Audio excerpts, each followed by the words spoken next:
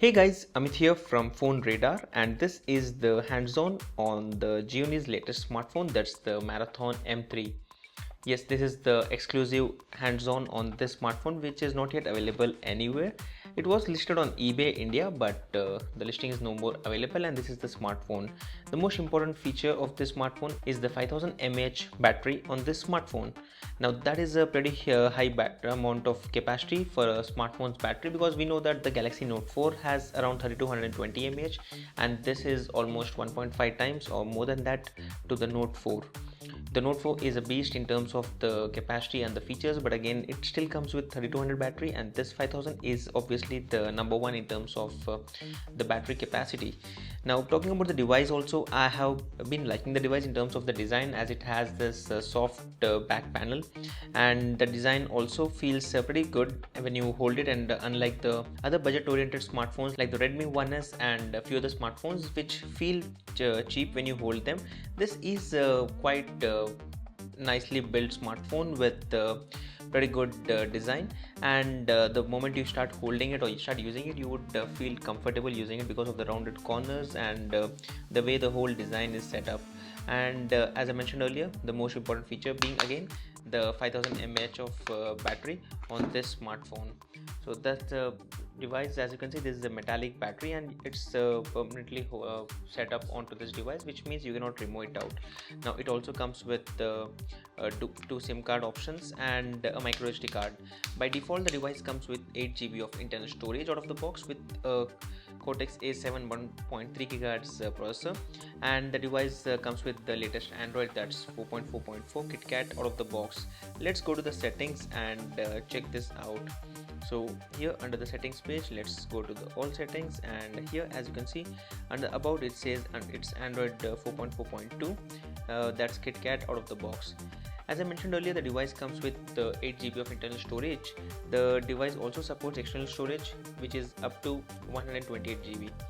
As you can see, the phone has around 2 GB available, but again we have installed a few applications, that's the reason the storage is a little bit on the down side at the moment. Apart from that, the device has around 300 ppi of pixel density, which is pretty decent enough for the smartphone, which is listed at around 13,000 rupees, and is already available at around 11,000 rupees. So I feel that if you're a person who has budget constraints, then you can actually go for this smartphone, considering that if you're traveling a lot and you feel that the Android smartphones don't really give you a lot of battery, then this is something you need to have a look at and start using it. I'm not primarily using it as my primary smartphone as of now, because that's the G3, in which I'm switching to the Note 4. But if you talk about the smartphone's battery, you can just have a quick look on the battery again, and as you can see, we have not inserted any SIM cards. We've just been browsing the web and accessing some of the content through the smartphone, and it's around 5 days, and the battery is still at 94%. Again, don't go with these numbers because we're not actually testing it in the real world conditions in terms of actually using it, but this is what you have got, and this is what the smartphone offers you with. The smartphone also comes with the 8 megapixel rear camera, which is pretty decent enough. Let me show you a few captures which have been captured with this smartphone, and as you can see, it's doing a decent job. Apart from that, when you talk about the smartphone, it comes with a lot of bloatware applications which come pre-installed onto this device, and that's one of the major cons on this device, and I guess we will have to actually root the device to uninstall all of these applications from this device. Apart from that, the device also comes with some speed applications like speed booster and a few other apps, like as you can see in the notifications area itself, it has the option to boost the speed and close up all the applications running in the background. Overall, a pretty decent enough device, I would say, for this price point. If you're planning to buy a Moto G or some other smartphone in the range of 10,000 rupees, then you should at least give it a look at this smartphone, and that's from a personal experience in terms of the device feel factor when you hold it, and people were already guessing that it would be pretty heavy when compared with other smartphones, but it feels almost similar to the Redmi 1S, not exactly the same feeling but almost the same.